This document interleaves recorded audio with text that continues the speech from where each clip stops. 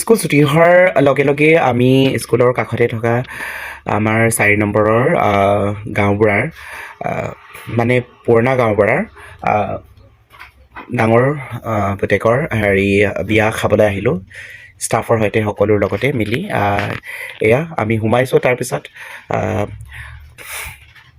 এনেকৈ সোমাই মেলি তাৰপিছত বহুত ধুনীয়াকৈ বনাইছে পেণ্ডেল চেণ্ডেল।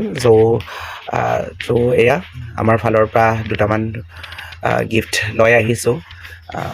আৰু এয়া বিয়াৰ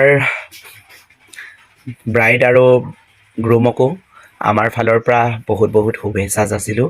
লগতে গিফ্ট চিফ্ট দিলোঁ। দিয়াৰ পাছত দুকপিমান ফটো উঠিলোঁ আৰু তাৰপাছত ভাল লাগিলে আহি। চ' মোৰ সকলোৱে এই দুজনৰ যুগ্ম জীৱনৰ শুভকামনা যাচিব আৰু আশীৰ্বাদ কৰিব বুলি আশা কৰিলোঁ। চ' এনেকৈ তাৰপিছত অকণমান বহিলোঁ। বহাৰ পাছত আহিলে চাহ।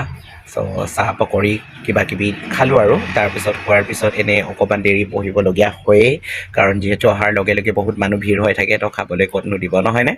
চ' আহি বহাৰ পাছত তাৰপিছত অকণমান দেৰি পাছতে আমি গ'লোঁ আৰু খাবলৈ। সেয়াই আৰু দিনটো এনেকৈ মানে ইয়াতে খাই বৈ আহি দিলোঁ আৰু স্কুলৰ বাহিৰে বাহিৰে।